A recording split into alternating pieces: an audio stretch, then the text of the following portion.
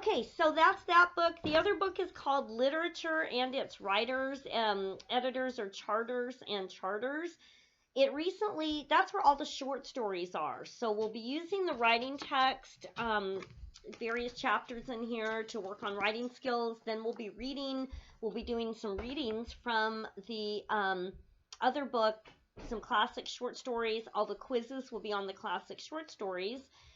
So they're in Literature and Its Writers. It's recently gone out of print, but I have all kinds of plans for it. So not to worry, right? So it's not in the bookstore, but you can buy it at a variety of places online, websites online at a very low cost. Any edition is fine. They all have the stories still that I use. So all you would do is just look in the table of contents by either the author or the title of the story or in the index in the back, right? So you can do that. Or the next option is that you can Google all the stories, and they come up free. They're past the copyright dates, and they accept in one case that still comes up free. So that's another way to get them. The benefit of having the book is they do have some essays in the book about the stories that can be helpful when you write your research paper, because you're going to be writing a research paper at the end of the class on one of the stories. So you can actually use those as sources that are right there next to your story in your book, which can be very helpful. But you don't have to. So if you want to just, be budget friendly, yeah, you can Google the stories, but I'm not going to post them for that. You can use your research skills, you can use your Google research skills and just pull those up very easily, no charge. All right, so there's that. All right, so that's about the books. Okay, so the assignments, and so there are 5 essays, one of which is actually an annotated bibliography that counts as an essay. The first one is a narrative essay. And the focus of the first one is the right words at the right time. I read a book by that title. I was really inspired by it. You do not have to buy that book, but it was just the inspiration for the prompt. That it's a book by Marlo Thomas, and it's excerpts of people who just heard just the right words at the right time that really changed their life.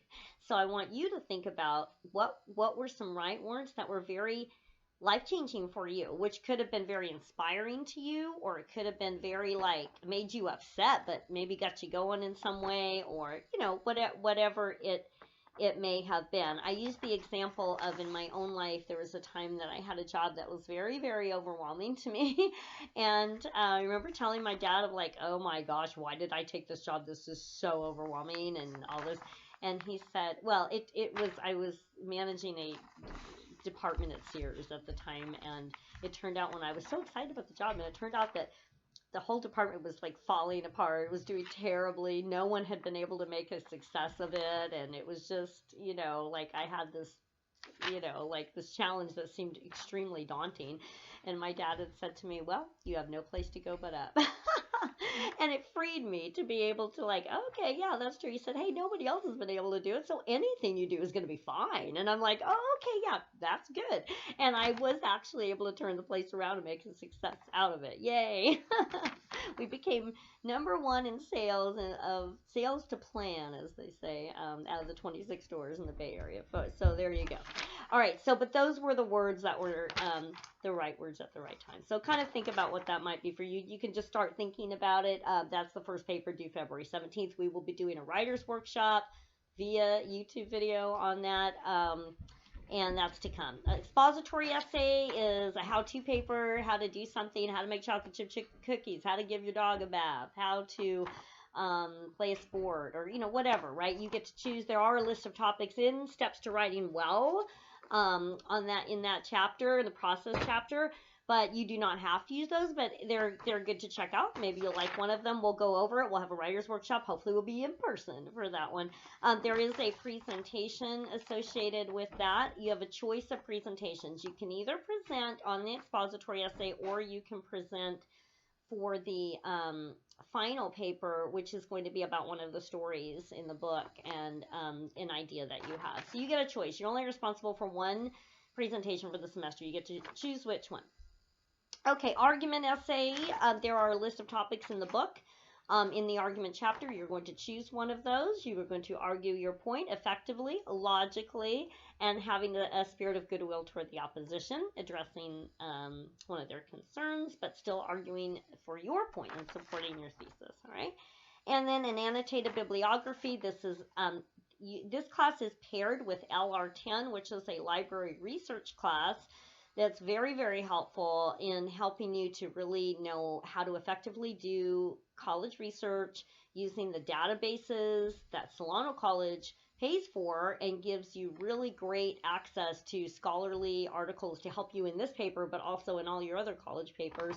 And all colleges do that, so it gives you the skills, the know-how, how to go about doing that successfully. So that is paired with this class, LR10.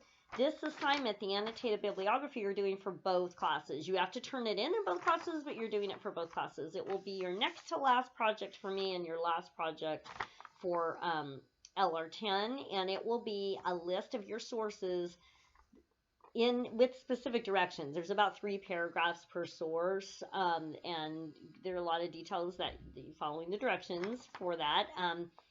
But it helps you to get ready for the final paper. So it helps you to be successful in that. It needs to be on the same topic of your final paper. So you're doing one of the short stories in the book, again, for the final paper. And then you will have an idea about that. And your sources are articles or books that will help you to support that idea for your paper. Okay? All right. And so then the last but not least is the research paper is the final paper. That one is the longest one. That's 5 to 7 pages. All the other ones are 3 to 5. And then this will be your idea about one of the short stories. So, for example, we read a story during the semester called The Yellow Wallpaper by Charlotte Perkins Gilman. So if you decided, not going to give away the story yet, but if you decided that you wanted to look at this from a feminist perspective about women's rights, then you would have a specific idea about that, and then you would have sources that would support that view, all right, about the story. All right, so you can read more about this. I put a little mini prompt for each paper inside the syllabus, and then 2 weeks before each paper, I will give you a longer prompt with the writer's workshop, okay? Presentation, we talked about that. The quizzes.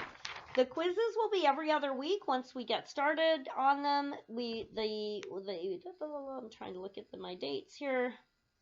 The first quiz will be February 3rd.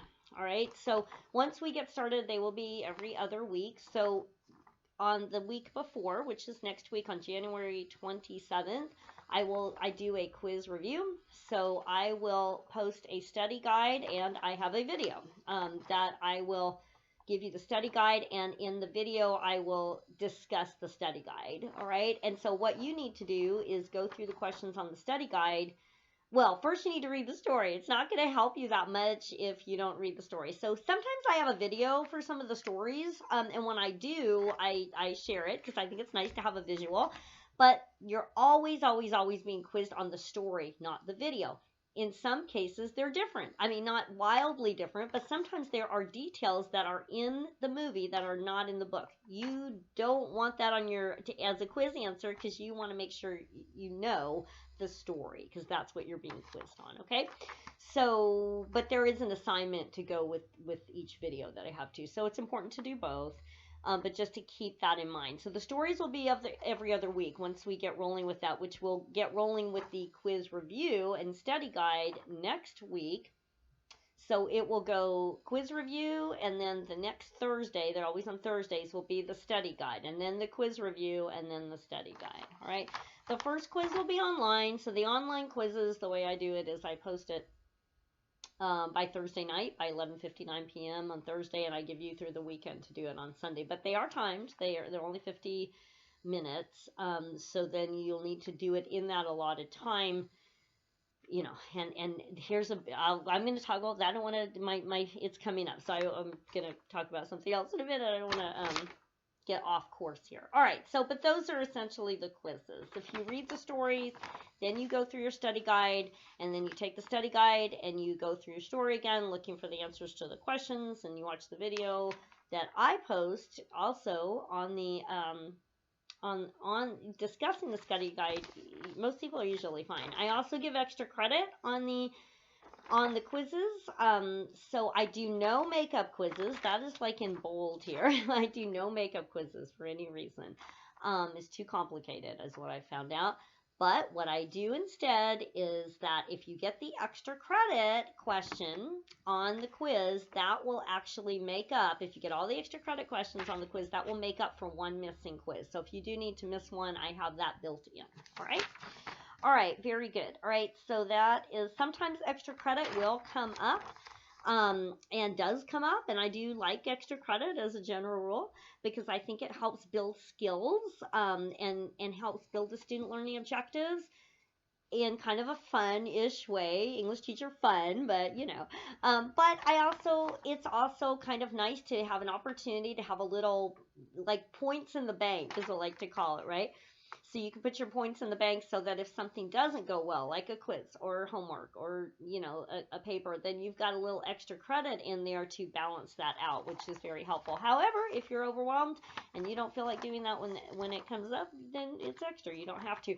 However, they're basically available for everyone, due at the same time, so I don't individually craft extra credit assignments, right? So they'll be posted for everybody. All right, there we go. All right, so then we get to talk about plagiarism next. So, plagiarism is really a bad idea. In fact, it can be devastating. So, for you personally, as well as just a bad ethical idea.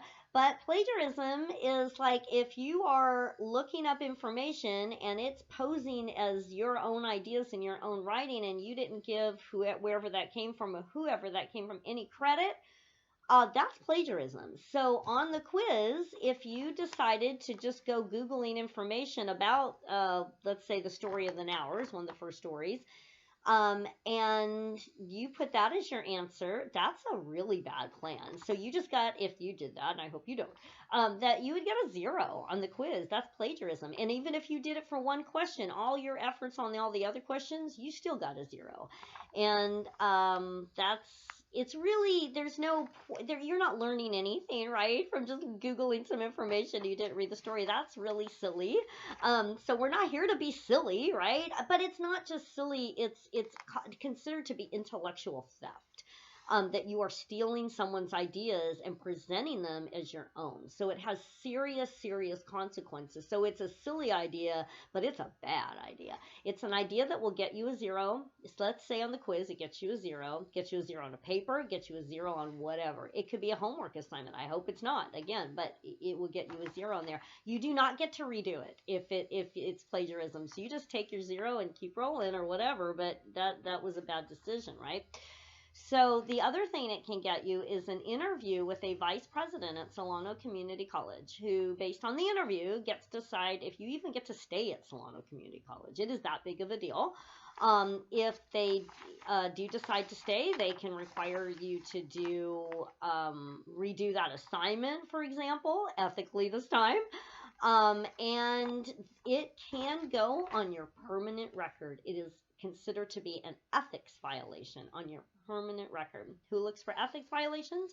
If you ever wanted to join, for example, the FBI or the CIA or something like that, they look at ethics violations. If you were transferring to a 4-year college that is religious in nature, they look for ethics violations, right? So you want to avoid all of those horrible situations by you just need to put your own ideas. You on the quiz, you should not be looking up any information. That is like bad, skull and crossbones, right? Like, stay away. Don't do that. That's a bad idea, right? So don't do that. Just like, no, that's not for me. I'm going to stay away from all that, right? Okay. So that's enough said. The paper, same thing, gets you a 0. You've got to give credit for that. So the internet is very tempting, of course, but we need to do this the right way. All right. So enough said about that, I think. But I do have an assignment on it as we get closer to the research paper, which is just to be very clear about avoiding that. All right. Very good. If you have any accommodations for any disabilities, please do let me know so I can support your learning in that way. Also, if you are not aware of the services Solano College has, the DSP Disability Service Program is located in Building 100, but they're also online on the website. So you can ask them about all the programs they have, and they have a really great staff and great programs to assist people in their learning. So, and if you want more information, do ask, because I'd be glad to do all I can to point you in the right direction. I think they're great. All right, so reading and assignment schedule is here. So I have the dates, like the week, and then next I have like what we're doing. All right, so to kick off, you'll see the assignments in the assignment box, right, for Canvas for the first module. So you'll do those. There's a discussion one, and there's something on brainstorming. Okay, so, and then what you want to do, I have this starting really next week, so that you have time to get access to the stories and everything like that. But you should really start looking for, really get the books in some format and or access the stories in some format. The first two stories are The Story of an Hour and Desiree's Baby by Kate Chopin. So again, you can get them in the Literature and Its Writers book, or you can just Google them and read them that way. And then on January 27th, I will post a study guide and a quiz review. All right, so, and then you can just read through here to see what's happening each week. It's pretty clear. It'll also be online. And I have all this on this third column. I have like important dates and deadlines, last day to add, last day to drop, things like that. Okay.